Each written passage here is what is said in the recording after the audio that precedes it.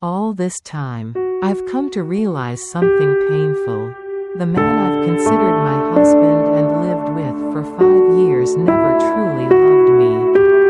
I still remember vividly the day I met my current husband. He made me feel at ease, comfortable, calm, right from the first conversation. We immediately had a connection and grew fond of each other. Though we didn't talk much at first, I felt deep down that he was the right man for me.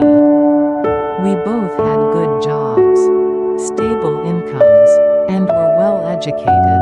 We believed we were destined to be together. So just over 2 months after meeting, we got married.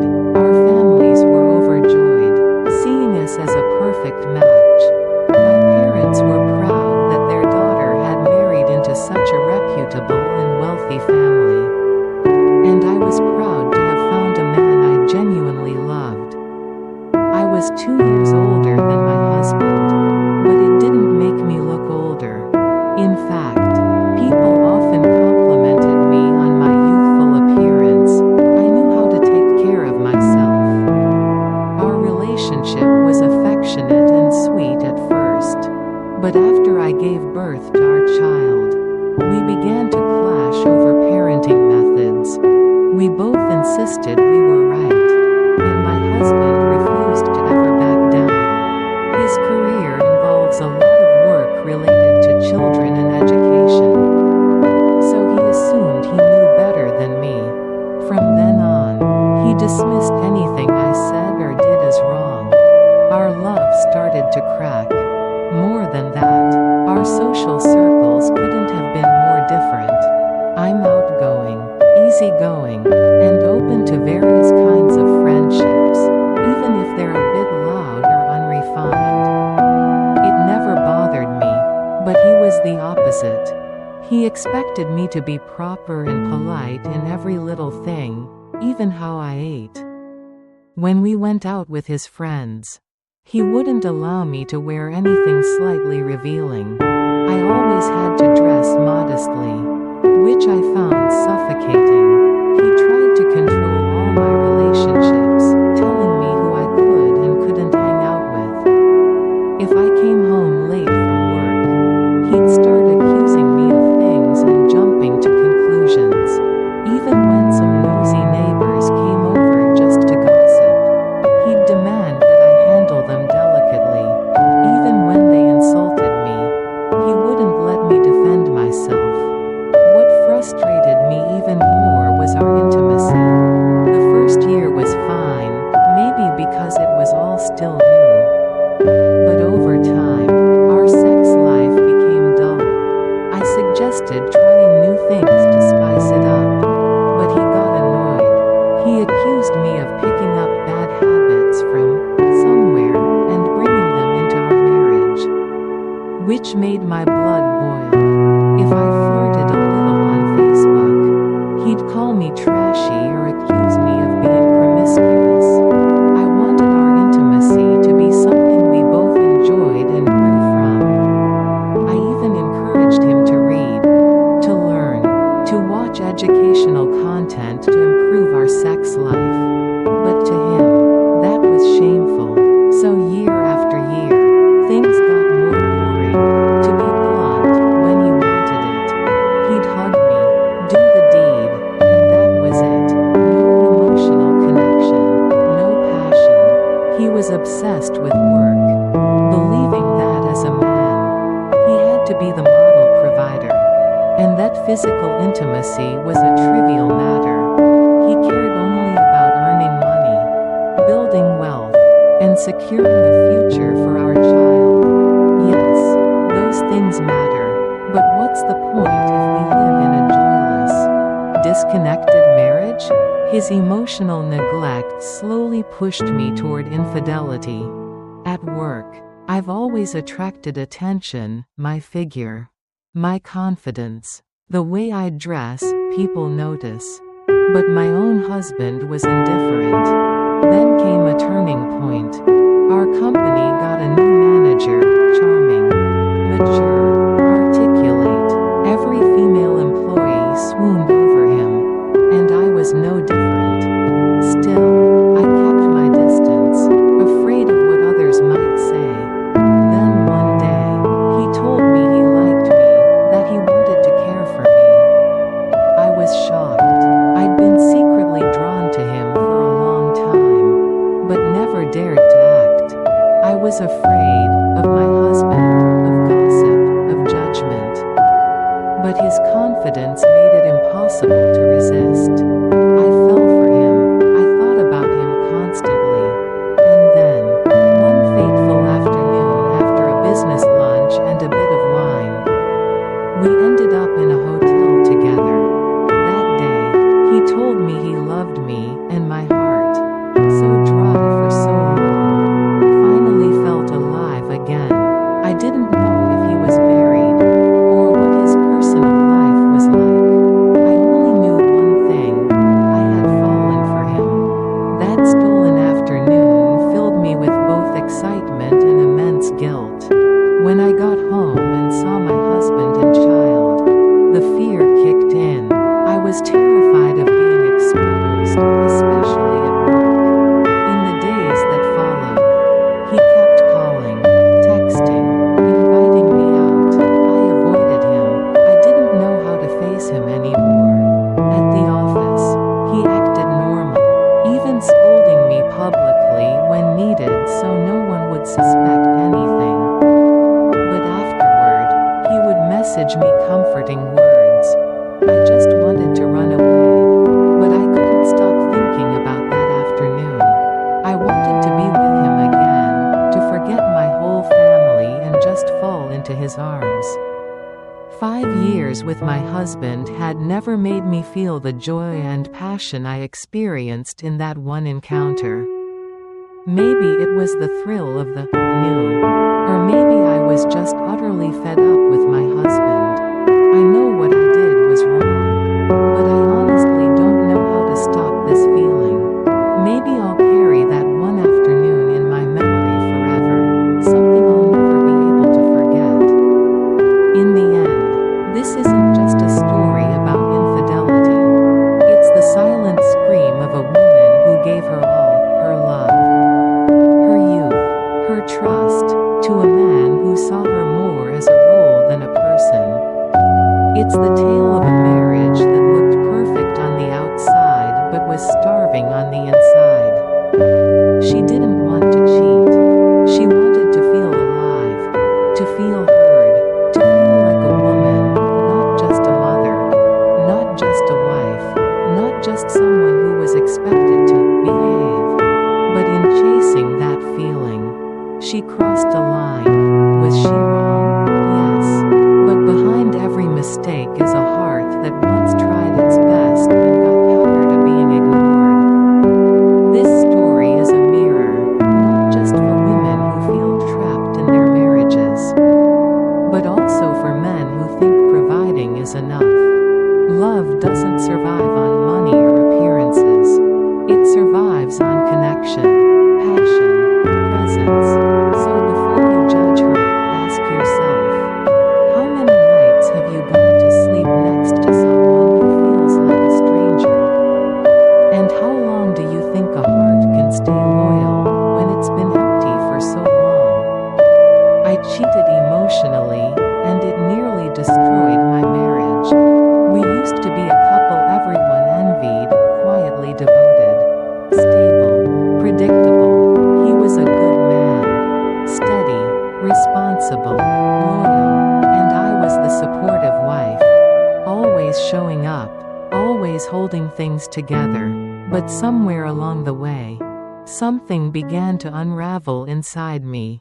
It wasn't that he did anything wrong. He worked hard. He came home on time. He didn't lie, cheat, or raise his voice.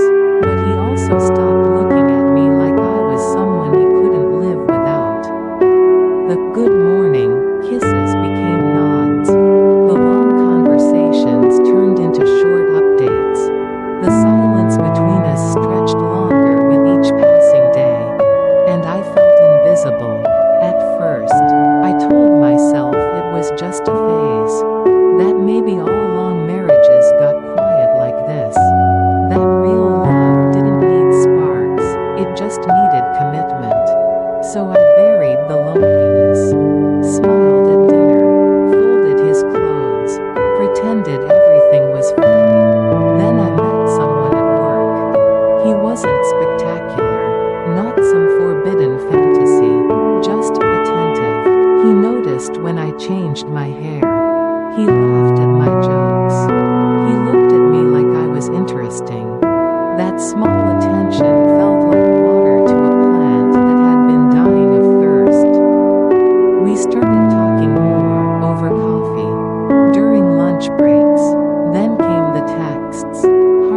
nice at first. How's your day? I saw something that reminded me of you. Then the emojis, the late night messages, the inside jokes. I told myself I wasn't doing anything wrong. I wasn't sleeping with him. I wasn't lying yet. But deep down, I knew I had crossed a line. One afternoon, it happened. He leaned in, and I didn't pull away. It wasn't fireworks. It wasn't dramatic. But it was the moment everything changed. I drove home in silence, my chest tight with guilt. That night, I avoided my husband's eyes. I barely spoke. I felt like a stranger in my own home. A few days later, I confessed. Not the details, just enough to shatter the world we had built. My husband didn't yell. He didn't cry. He just looked at me, heartbroken, betrayed, and stunned. Then he quietly stood up and said, "I need space." He walked out of the house. And for the first time in years, I sat alone. No noise, no one to talk to. Just me and the truth. I broke down, not just from guilt, but from grief. Grief over the years we lost while pretending. Grief for the version of us we could have been if we had just talked, really talked, sooner. In those lonely days, I started writing. I poured my heart into messy journal pages. I wrote about the love we once had, about how I faded into the background while holding everything together, about the craving to be seen, desired, touched, not out of lust, but out of longing. And then, he came home. He didn't say much at first, just stood there, silent. We looked at each other like strangers. Finally, he spoke. "I didn't leave because you kissed someone," he said. "I left because I realized I hadn't kissed you like that in years." I cried, and in that moment, something raw and real opened between us. We sat down and talked, not like a couple reciting complaints, but like two people who had been drowning and finally came up for air.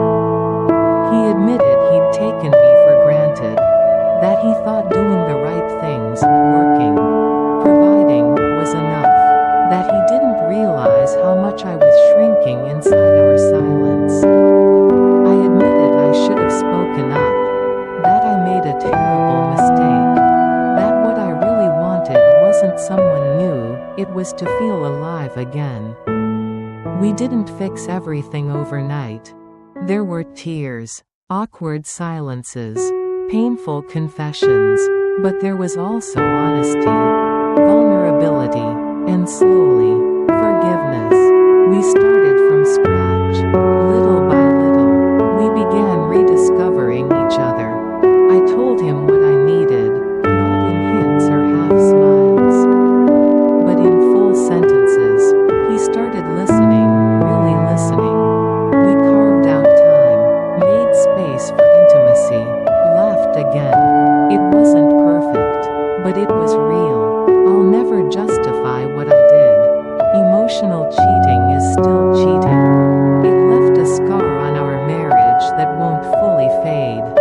But it also forced us to confront the quiet decay we had ignored for too long. In the end, it wasn't the betrayal that destroyed us. It was the silence. And it was the truth that brought us back. Looking back now, I realize that emotional infidelity doesn't always start with bad intentions. Sometimes, it begins with a whisper of neglect, a quiet hunger to be seen, to feel alive, to be touched not just physically, but emotionally. And when that longing is ignored for too long, even the most loyal heart can drift. But here's what I've learned: the real danger in a relationship isn't just betrayal. It's silence. It's the slow fading of laughter, the absence of eye contact, the way we stop asking each other, "Are you okay? Are you still happy? I don't tell this story to justify what I did. I tell it because I know I'm not the only one who has ever felt invisible in their own home. If there's one thing I hope you take from this, it's this: don't wait until everything breaks to start speaking honestly. Don't assume your partner knows what you need if you've never said it out loud. And don't mistake quiet love isn't just a BO. Sometimes, it takes losing the thing we thought was solid to realize how fragile it truly. And if we're lucky, if we're honest, if we choose each other again, not out of duty, but out of understanding, we just might rebuild something even stronger than what we had before. The woman who lost herself in an affair, a story of love, guilt, and consequence. There are countless stories of women who step into another person's marriage and cause heartbreak. But it becomes even more disheartening when the woman herself is already married, yet still chooses to walk a path of betrayal. Recently, a woman shared her personal story, and it's a story that stirs emotions, anger, pity, and deep discomfort all at once. To give my parents peace of mind, I decided to get married right after graduating from university. But for the past 5 years, I've been lying to my husband, sneaking off to motels with my boss. She held a degree in hand, full of hope, but reality struck hard. A fresh graduate's salary barely covered the cost of living in bustling Hanoi. Her husband, a factory worker, didn't earn much either.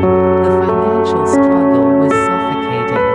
Some will call me shameless, and maybe I am, she admitted, but I couldn't fight my heart. I told myself love isn't a crime. At first, she justified the affair as a work necessity. But slowly, she fell deeper, willingly, into a relationship that was both emotionally intoxicating and morally wrong. I became an HR assistant at a media company. During my first interview, I was already captivated by my boss. He was 41, incredibly successful, had his own home, luxury cars, and led hundreds of employees. The more I worked with him, the deeper I fell into this damned love. He often spoke fondly of his wife and children, ironically. Those tender stories stirred resentment in her. She grew jealous, possessive, hungry for what she couldn't have. I knew he was married, but I still flirted with him, seduced him. I was attractive, confident, and we were always around each other. Eventually, I became his mistress. We'd meet regularly at a quiet, familiar motel in my den. No one at work ever suspected. This secret affair continued for 4 years, hidden in plain sight. Then came the inevitable moment. One day, he told me he wanted to end it. He said he was scared things would spiral if the truth came out. He promised to support me financially until I found a new job. That night, I went home and cried in my husband's arms. I told him I was just stressed at work. Her husband believed her. He saw her as the same sweet, gentle woman he married. He never suspected she was living a double life. The only tension between them was her refusal to have children, a topic that caused friction with both families. But the truth was darker. Out of the 5 years I've been married, I spent 4 of them in an affair. I know I've wronged everyone, my boss's family, my own husband, and both our parents, but I couldn't let go. He gave me things my husband never could: wealth, comfort, a taste of luxury. Since being with